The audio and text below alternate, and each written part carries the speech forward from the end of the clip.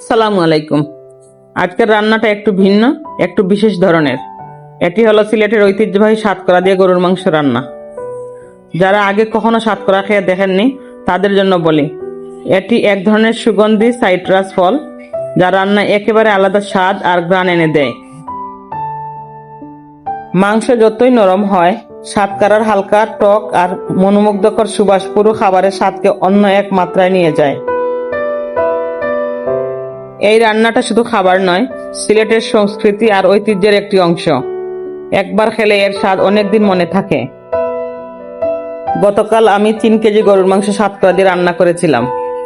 আমার মেহমান আসছিল বাসায়, তাদের দাবি ছিল সাতকরা দিয়ে গরুর মাংস রান্না খাবে। অনেক আপুরা আমার কাছে কিছু রেসিপি শেয়ার করতে বলেছিলেন, ইনশাল্লাহ আমি শেয়ার করব। এই রেসিপিটি পুরোপুরি রেডি আছে। যদি আপনাদের সাতকরা দিয়ে গরুর মাংসের সম্পূর্ণ রেসিপি জানতে ইচ্ছে করে, তাহলে কমেন্টে রেসিপি চাই লিখে জানিয়ে দিবেন। আপনাদের আগ্রহ থাকলে ইনশাল্লাহ পরবর্তী ভিডিওতে শুরু থেকে শেষ পর্যন্ত পুরো রেসিপিটি শেয়ার করব। ধন্যবাদ। সবাই সবার পরিবারকে নিয়ে ভালো থাকবেন, সুস্থ থাকবেন। আসসালামু আলাইকুম।